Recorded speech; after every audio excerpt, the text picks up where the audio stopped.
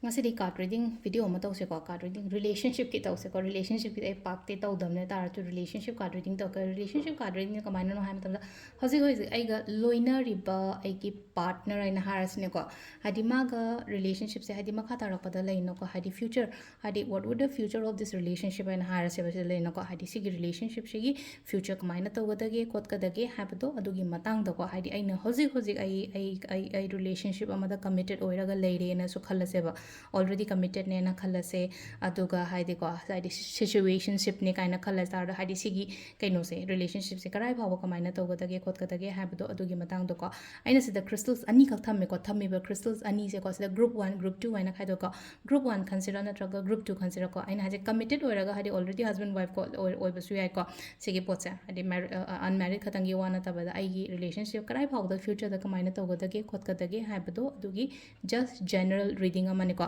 ख्वाई अहानबद अइना से को हाइदि crystal family नि को से क्रिस्टल फैमिली से ग्रीन एवेंचुरिन को सिदा लैसे को हाइदि खोगी आइस की टाइप तो को सिदा यू सु यू यूरी यूरी तो से क्रिस्टल से को ग्रीन एवेंचुरिन कंसेरा नत्रगा सित्रीन कंसेरा अमा खनसे अनि सिगी मनु से को हाइदि ग्रुप 1 दना ग्रीन लेरे ग्रुप 2 दना येलो लेरे को हाइदि ग्रुप 1 खनबा येंगा से को ग्रुप 1 गी ग्रीन गी ओइना हाइदि आई गी रिलेशनशिप से को कमायना तौगदगे हाइ फ्यूचर सिदा अदुगी मतंगदनि को इना येंगजदोरी से को मयांगी दमकता जनरल रीडिंग को अदु रिलेशनशिप अफबसु ओइसनो को आइगिन आइना हजिक हजिक लोइनरिबा आइगी रिलेशनशिप से तुंगदा अफबसु ओइसनो को दुका तौगदबा तौरोइदबा खरासु अदुम है हाइफेतंग मयांदा शेयर तौगे को सिदमाइ तौरगदम लौथोए कार्ड से को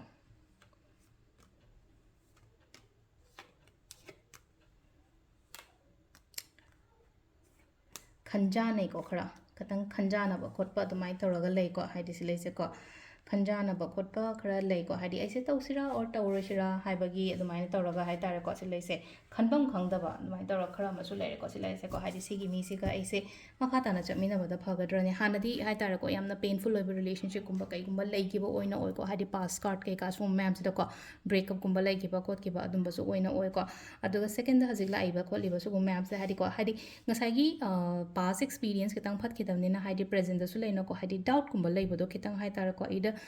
सिगी रिलेशनशिप से हाइदि कमाइना चप कमाइना बु तौगदगे नत्रगा हाइदि चमिनरगा हयेंग एंगोंदा केनो तौपदरा हाइदि कंफर्ट लेवल दो यौबा ओइद्रिबदो अदुमाइना ओइना को कंफर्ट लेवल दो क्रिएट तौबा मा दरकार ओइगनी को हजे कंफर्ट लेवल दो क्रिएट तौबा मा दरकार ओइगनी सिदा लैना को हाइदि रिलेशनशिप से हाइदि होनाबियो हाइ सिगी रिलेशनशिप मतम पीबा मतम खतंग पीबा पेशेंस लेबा खोटपा सुगुम मयाम से दरकार ओइ को हाइदि वर्क तौबियो से रिलेशनशिप से सक्सेसफुली हाइ तारे को ओइबगी अदुमाइ तौ लै को हाइदि ऑलरेडी हजिक रिलेशनशिप यामना कॉम्प्लिकेटेड ओइरगा लै कान खलासे बैगी रिलेशनशिप से तारगदि अखोइ कै तौबताइ खितंग होनबा ताइ पेशेंस लेयो सिदा लैनो को हाइदि ngसाइगी नुपासे मका माना शाम सिदा हाइदि तपना थेमगा साइन लैसे तारे को पेशेंस लिंग ngसाइगी हाइदि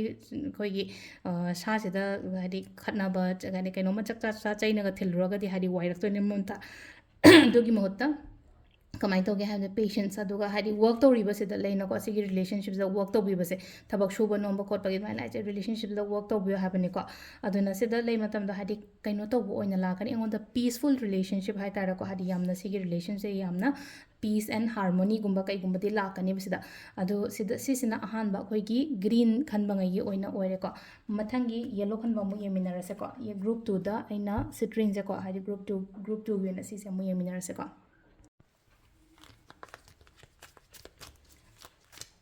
ग्रुप 2 की ओइना आइगी हजिक लैबा रिलेशनशिप से फ्यूचर दा कमाई कमाइना लाकदगे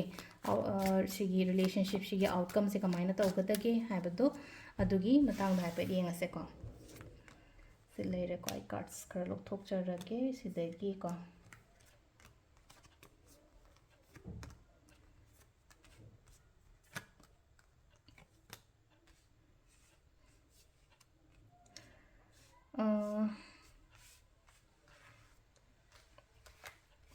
ꯌꯥꯝ ꯀꯥ ꯍꯦꯟꯅ ꯁꯦꯇꯤꯁꯐꯥꯏꯡ ꯑꯣꯏꯕꯗꯤ ꯑꯣꯏꯗꯦꯀꯣ ꯍꯧꯖꯤꯛ ꯍꯧꯖꯤꯛ ꯂꯣꯏꯅꯔꯤꯁꯦ ꯑꯃ ꯈꯜꯂꯦꯅ ꯁꯦꯇꯤꯁꯐꯥꯏꯡ ꯑꯣꯏꯕ ꯍꯥꯏꯗꯤ ꯈꯤꯇꯪ ꯅꯨꯡꯉꯥꯏꯇꯕꯀꯣ ꯅꯨꯡꯉꯥꯏꯇꯕ ꯍꯥꯏꯔꯒꯗꯤ ꯗꯤꯁꯑꯄꯣꯏꯟ ꯑꯣꯏꯕꯗꯣ ꯉꯁꯥꯏꯒꯤ ꯑꯩꯒꯤ ꯄꯥꯔꯠꯅꯔꯁꯤꯅ ꯇꯧꯊꯣꯔꯛꯏꯕ ꯈꯣꯠꯂꯤꯕ ꯁꯤꯒꯨꯝꯕ ꯃꯌꯥꯝꯁꯤꯅꯀꯣ ꯁꯝꯇꯥꯏꯝꯁ ꯑꯃꯨꯛꯁꯨ ꯈꯜꯂꯦꯀꯣ ꯍꯥꯏꯗꯤ ꯑꯩꯗꯣ ꯑꯇꯣꯞꯄ ꯍꯥꯏꯗꯤ ꯁꯤꯁꯤꯅ ꯑꯃꯨꯛ ꯁꯤꯡꯒꯜꯒꯤ ꯑꯣꯏꯔꯅꯤꯀꯣ ꯁꯤꯗ ꯁꯤꯡꯒꯜꯒꯤ ꯍꯥꯏꯔꯒꯗꯤ ꯍꯥꯏꯗꯤ ꯃꯌꯨꯝ ꯄꯥꯟꯗ꯭ꯔꯤꯕ ꯈꯣꯠꯇ꯭ꯔꯤꯕ ꯑꯗꯨꯝꯕ ꯃꯌꯥꯝ ꯍꯥꯏꯇꯥꯔꯦꯀꯣ ꯑꯩꯗꯣ ꯑꯣꯞꯁꯟꯁ ꯑꯇꯣꯞꯄ ꯌꯦꯡꯁꯤꯔꯥ ꯀꯥꯏꯅ ꯈꯜꯂꯛꯄꯗꯣ ꯑꯃꯨꯛꯀ ꯍꯥꯏꯗꯤ ꯃꯥꯒ ꯔꯤꯂꯦꯁꯟshipꯁꯦ ꯍꯥꯏꯗꯤ ꯑꯦꯟ ꯑꯞ ꯇꯧꯔꯒ ꯑꯩ ꯑꯇꯣꯞꯄꯒꯨꯝꯕꯗ ꯆꯠꯄꯅ ꯐꯒꯗ꯭ꯔꯥ ꯈꯣꯠꯀꯗ꯭ꯔꯥ ꯍꯥꯏꯕꯒꯤ ꯑꯗꯨꯃꯥꯏꯅ ꯇꯧꯔ ꯑꯗꯨꯝꯕꯁꯨ ꯂꯥꯛꯑꯦꯀꯣ ꯑꯗꯣ ꯁꯤꯗ ꯍꯥꯏꯀꯣ ꯁꯤꯗ ꯂꯥꯛꯑꯦ ꯍꯥꯏꯗꯤ ꯍꯧꯖꯤꯛ ꯍꯧꯖꯤꯛ ꯑꯩꯅ ꯂꯣꯏꯅꯔꯤꯕ ꯃꯤꯁꯤꯗꯀꯣ ꯉꯁꯥꯏꯒꯤ ꯑꯩꯒꯤ ꯏꯟꯇ꯭ꯌꯨꯁꯟꯁ ꯍꯥꯏꯅ ꯍꯥꯏꯔꯁꯤꯅꯦꯀꯣ ꯑꯩꯒꯤ ꯏꯟꯇ꯭ꯌꯨꯁꯟꯁ ꯅꯠꯇ꯭ꯔꯒ ꯑꯩꯒꯤ ꯏꯟꯁꯇꯤꯡꯁꯤꯅ ꯍꯥꯏꯗꯤ ꯌꯥꯝꯅ ꯀꯩꯅꯣ ꯇꯧꯕ ꯑꯣꯏꯗ꯭ꯔꯒꯗꯤꯀꯣ ꯍꯥꯏꯗꯤ ꯁꯦꯇꯤꯁꯐꯥꯏꯡ ꯑꯣꯏꯗ꯭ꯔꯒꯗꯤꯀꯣ ꯑꯩꯒꯤ ꯑꯣꯏꯅ ꯍꯥꯏꯔꯒꯗꯤ ꯔꯤꯂꯦꯁꯟshipꯁꯦ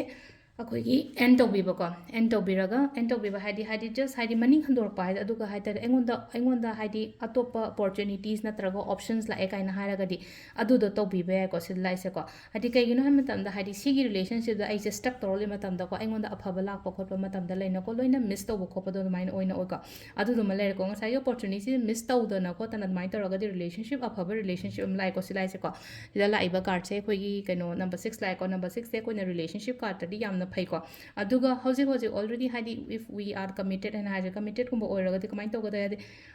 ꯔꯤꯂꯦꯁꯟship ꯒꯤꯞ ꯑꯞ ꯇꯧꯒꯤꯅꯣ ꯍꯥꯏꯔꯤꯕꯁꯤꯗ ꯒꯤꯞ ꯑꯞ ꯇꯧꯒꯅꯣ ꯍꯣꯠꯅꯋꯣ ꯈꯣꯠꯂꯣ ꯍꯥꯏꯅ ꯍꯥꯏꯕꯗꯣ ꯁꯤ ꯂꯩꯖꯦꯀꯣ ꯍꯣꯠꯅꯋꯣ ꯈꯣꯠꯂꯣ ꯁꯤꯗ ꯍꯣꯠꯅꯕ ꯃꯇꯝꯗ ꯂꯩꯅꯀꯣ ꯑꯩꯅ ꯍꯣꯠꯅꯕ ꯃꯇꯝꯗ ꯁꯤꯁꯦ ꯁꯛꯁꯦꯁꯐꯨꯜ ꯑꯣꯏꯌꯣ ꯍꯥꯏꯅ ꯑꯗꯨꯃꯥꯏꯅ ꯇꯧꯔ ꯂꯥꯛꯑꯦꯀꯣ ꯑꯗꯨꯅ ꯍꯥꯏꯗꯤ ꯁꯤ ꯂꯩꯅꯀꯣ ꯑꯗꯣ ꯉꯁꯥꯏꯒꯤ ꯑꯩꯅ ꯍꯥꯏꯁꯦꯀꯣ ꯍꯥꯏꯗꯤ ꯀꯩꯅꯣ ꯇꯧꯗ꯭ꯔꯤꯕ ꯍꯥꯏꯗꯤ ꯀꯃꯤꯇꯦꯠꯀꯨꯝꯕ ꯑꯣꯏꯗ꯭ꯔꯕ ꯈꯣꯠꯇ꯭ꯔꯕ ꯍꯥꯏꯗꯤ ꯁꯦꯀꯦꯟ ꯑꯣꯞꯁꯟꯁꯀꯨꯝꯕ ꯆꯥꯟꯁꯀꯨꯝꯕ ꯂꯩꯔꯒꯗꯤ ꯇꯧꯕꯤꯌꯨꯀꯣ ꯑꯗꯨꯒ ꯍꯥꯏꯗꯤ ꯀꯃꯤꯇꯦꯠ ꯑꯣꯏꯔ ꯂꯩꯕ ꯃꯤꯗꯗꯤ ꯍꯥꯏꯗꯤ ꯀꯃꯥꯏꯅꯗꯤ ꯍꯥꯏꯗꯤ ꯁꯦꯀꯦꯟ ꯆꯥꯟꯁ ꯌꯦꯡꯉꯣ ꯈꯣꯠꯂꯣꯅ ꯍꯥꯏꯗꯣꯏꯅꯣꯀꯣ ꯑꯗꯨꯗꯨꯅ ꯌꯥꯔꯒꯗꯤ ꯂꯩꯅꯀꯣ ꯍꯥꯏꯗꯤ ꯋꯔꯛꯁꯨ ꯇꯧ ꯍꯥꯏꯕꯁꯤꯗ ꯋꯤꯗ꯭ꯔꯣ ꯇꯧꯊꯣꯛꯇ ꯉꯁꯥꯏꯒꯤ ꯑꯃꯗꯅ ꯑꯃꯨꯛ ꯀꯃꯥꯏꯅ ꯇꯧꯒꯦꯗ ꯉꯁꯥꯏ ꯑꯣꯜꯔꯦꯗꯤ ꯀꯩꯅꯣ ꯇꯧꯔꯒ ꯂꯩꯔꯤꯕꯁꯦ ꯌꯨꯝ ꯀꯩ ꯄꯥꯟꯗꯦꯕ ꯈꯣꯠꯇꯦꯕ ꯑꯗꯨꯝꯕ ꯑꯣꯏꯔꯒꯅ ꯉꯁꯥꯏꯒꯤ ꯕꯤꯂꯤꯞ ꯇꯧꯔꯛꯇꯕꯗꯨꯅꯤꯗ ꯍꯥꯏꯗꯤ ꯔꯤꯂꯦꯁꯟshipꯀꯨꯝꯕꯗꯗꯤ ꯏꯁꯥꯁꯦ ꯉꯁꯥꯏꯒꯤ ꯌꯥꯝꯅ ꯗꯤꯁꯑꯄꯣꯏꯟꯇꯦꯠ ꯑꯣꯏꯔꯛꯄ ꯈꯣꯠꯄ ꯈꯔ ꯄꯥꯔꯠ ꯈꯔ ꯌꯥꯎꯔꯤꯕ ꯑꯗꯨꯗꯨꯅꯅꯤꯀꯣ ꯑꯗꯣ ꯁꯤꯗ ꯂꯩꯔꯦ ꯑꯩꯈꯣꯏꯒꯤ ꯑꯩꯅ ꯍꯧꯖꯤꯛ ꯍꯧꯖꯤꯛ ꯂꯣꯏꯅꯔꯤꯕ ꯔꯤꯂꯦꯁꯟshipꯀꯤ ꯍꯥꯏꯗꯤ ꯑꯥꯎꯠꯀꯝ ꯅꯠꯇ꯭ꯔꯒ ꯍꯥꯏꯗꯤ ꯐ꯭ꯌꯨꯆꯔꯒꯤ ꯃꯇꯥꯡꯗ ꯀꯃꯥꯏꯅ ꯇꯧꯒꯗꯒꯦ ꯍꯥꯏꯕꯗꯨꯗꯒꯤꯀꯣ ꯁꯤꯝꯄꯜ ꯖꯦꯅꯔꯦꯜ ꯔꯤꯗꯤꯡ ꯃꯌꯥꯝꯒꯤꯗꯃꯛꯇ ꯊꯦꯡꯛ ꯌꯨ